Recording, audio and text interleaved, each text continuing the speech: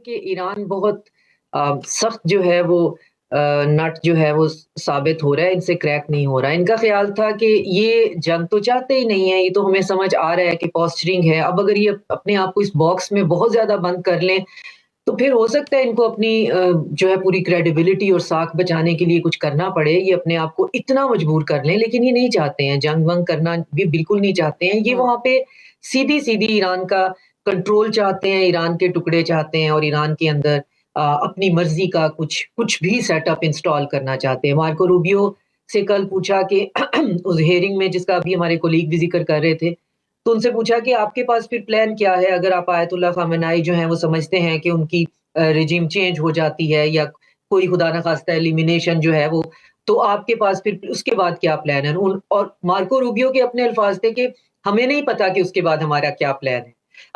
ये सूरत-ए-हाल वेनेज़ुएला से बहुत मुख्तलिफ है।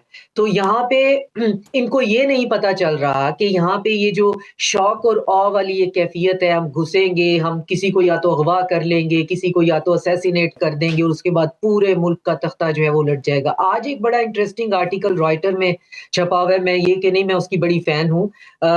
बहुत मुश्किल से डाइजेस्ट होता है उसका प्रोपेगेंडा, लेकिन आज उन्होंने एक आर्टिकल उसमें लिखा हुआ है जिसके अंदर बाकायदा ये बताया हुआ है कि इसराइलियों का सबसे बड़ा इस वक़्त प्रॉब्लम ये है जिस पे उन्होंने ये पूरा प्रोसेस हॉल्ट पे रखा हुआ है।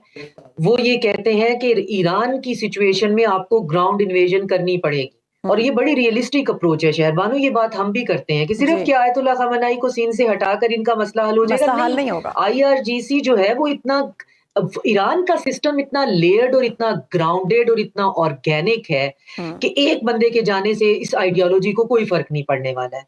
तो ये रियलाइज़ेशन उनको भी है और इस पे उन्होंने पूरा आर्टिकल लिख दिया है कि अब इस जो इस्राईल है वो अमेरिका को ये समझाने की कोशिश कर रहा है कि इनको जो एरियल अटैक है उसके साथ-साथ ग्राउंड इन्वेजन की भी ज़रूरत है। तो ये हुँ। आज की खबर है। तो ये बातें पावर कॉरिडोर में हो रही हैं कि ग्राउंड इन्वेजन के बगैर अगर आप चाहते हैं ना कि ईरान आपके कब्ज़े में आ जाएगा, तो ईरान नहीं आएगा 1-2 बंदे, 4-5 बंदे मारने से। हुँ। तो उसका कोई पर्पज़ ही नहीं है।